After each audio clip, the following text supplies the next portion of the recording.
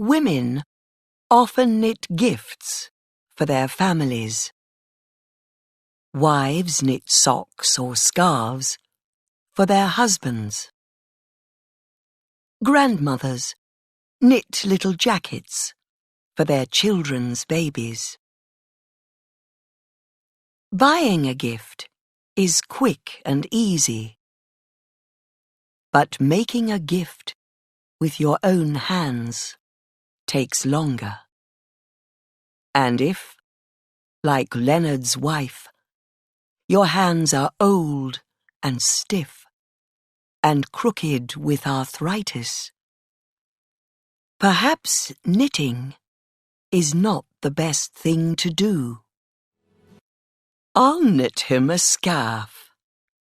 Yes, I'll knit him a scarf the same colour as his eyes. I wait until my niece takes me shopping. I want to buy some wool, I tell her. I want to knit Leonard a scarf. But you don't knit, she says.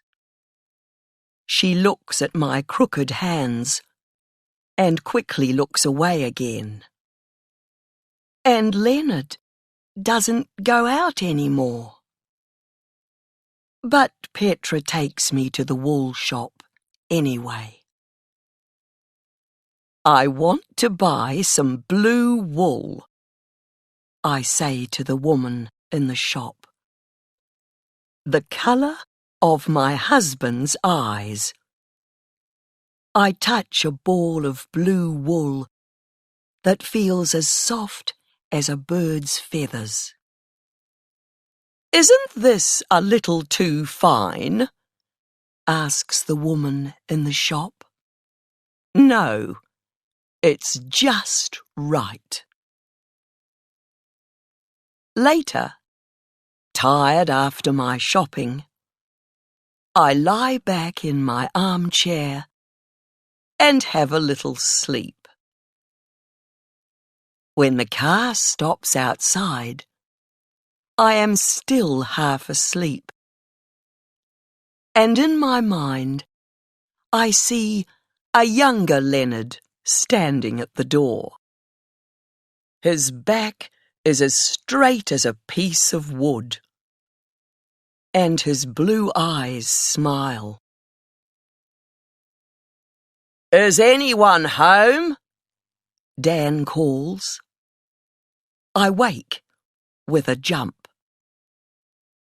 Here we are, Mr. Phipps, Dan says to Leonard. Holding Leonard's arm, Dan walks him into the house. Thank you, Dan. I take off Leonard's coat and push some hair away from his eyes. We eat dinner in a silence that aches.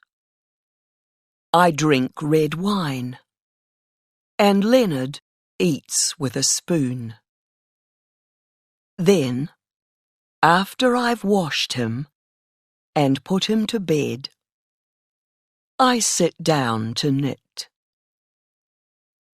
The needles are silver. The needles are cold. I take the paper cover off the wool, find one end of it, and try again and again to make the first stitch. I am listening to music by Beethoven, and it is nearly halfway through before I have finished the first row of stitches. My fingers hurt, and they won't do what I tell them. But I have begun. Leonard and I met at a concert in Auckland. He was tall, with blonde hair then. I can still see him walking towards my seat. He took off the soft blue scarf that was the same colour as his eyes, and my heart gave a little jump. We talked over supper, and I found out where he lived and what he did. "I'm an eye doctor," he said. "Just beginning. No money, but I never miss concerts." I made our first date while we were walking out of the concert building. In those days, men always did the asking, not girls. I don't know if Leonard was surprised at my asking him or not. He never said anything. On the days when Leonard goes to the daycare centre, I knit. I plan to finish the scarf for our 53rd wedding anniversary. The scarf is almost finished, and when I hold it to the light, diamonds shine through. I shake the wool, drop a stitch, try to find it again. Was I more in love with Leonard than he was with me? I have so many questions, and I cannot ask any of them now. "It's finished," I tell my niece, putting the scarf round my neck. "It looks good," she said, "if you don't look too closely." "Is it a gift?" "Yes, my last."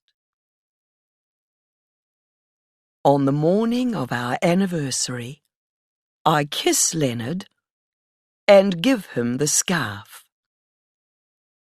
I know he will not speak, but while I am putting the scarf round his neck, I find that I am still hoping. The scarf is as crooked as my fingers. It's full of holes, long, thin holes, little round holes. Leonard puts his hand up and touches the wool. And for one short moment, his eyes come alive again. Yes, he wants to tell me. Yes, he wants to say. The scarf is soft. The scarf is blue. The scarf is us.